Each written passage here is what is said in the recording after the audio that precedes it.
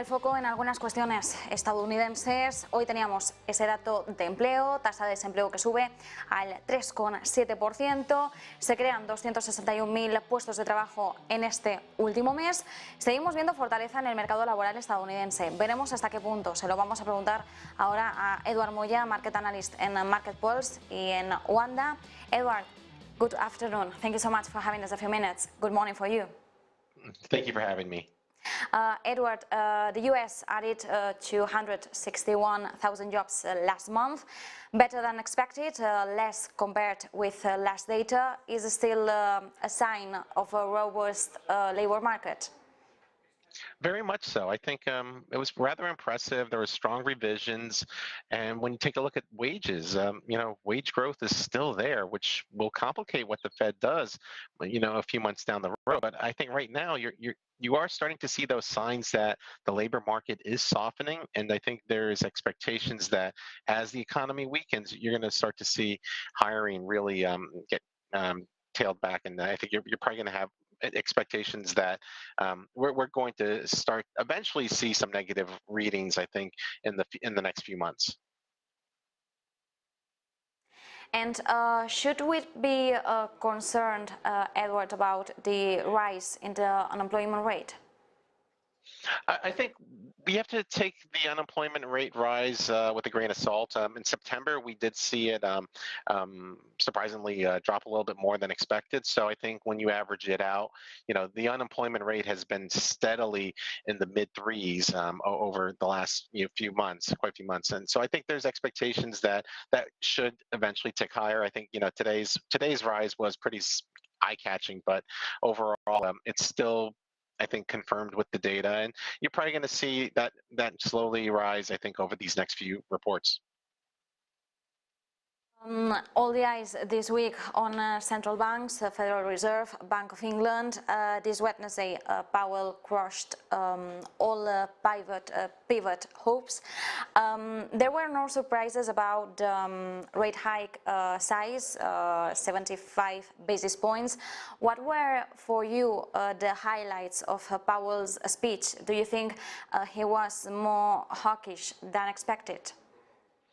I think he was a little bit more hawkish than expected, and what was really worth noting was that when the press conference was happening and a reporter pressed to tell him that the market reaction was positive, that's when you really saw Powell ramp up the hawkish rhetoric, and it sent a clear message because the stock market was actually selling off at that point, that Powell is going to do what he needs to do to get inflation under control, and that he's prepared to see some economic pain, and that we should expect stock market volatility and selling pressure is probably going to pick up as we start to see the impact of these rate hikes. So I think the initial reaction, we've seen stocks somewhat stabilize, and today they're rallying. I think that will probably be faded, and I think there's still a rough patch that's going to hit this economy. But right now, I think we've had a lot of bullish surprises, some momentum with China's reopening, and I think there's a hope that risky assets will stabilize here. But I think you're probably looking at most investors are looking to fade these rallies. And now what? Federal Reserve could slow increase pace as soon as December. What should we expect? 50 basis points? I think 50 basis points is locked in. I think there's no way to get around that unless we have a surprisingly very hot inflation report. And even though, I think the Fed will probably still lean towards that half-point rate rise. We have to remind ourselves that we're really just starting to see the beginning effects of those first rate hikes done earlier in the year. So it takes about a 6-month lag until that really hits the economy. And I think you're probably going to see that demand destruction is really going to be what drives inflation down. And fortunately, we've seen some parts of the economy already cool. So I think inflation is going to weaken. If it doesn't happen at this inflation report, it'll probably happen in the next few.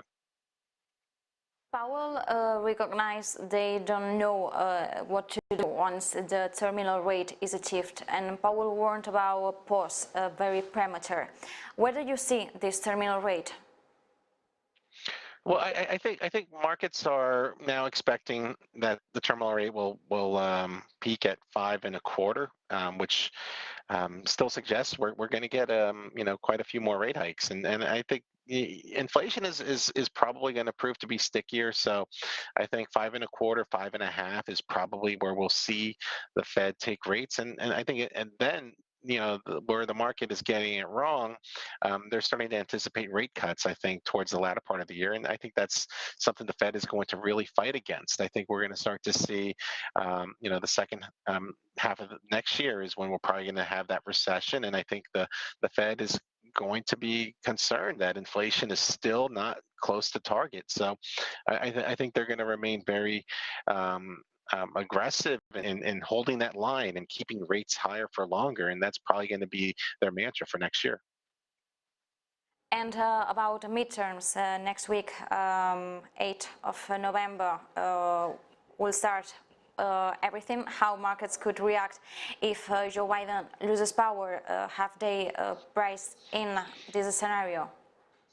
I think most political experts, the polls have been tough this go around, but I think there's this belief that you're going to see the Republicans win at least one of the chambers. I think there's a good chance they're going to take the House.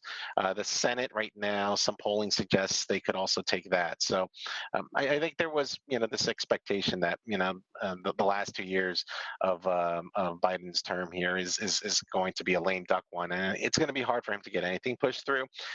Fighting inflation, that will probably be something that he can reach across party lines, but we're not going to expect anything major from the Biden administration, as Republicans will probably have a strong hold of the Congress going forward. Edward, Moya, thank you so much for having us a few minutes.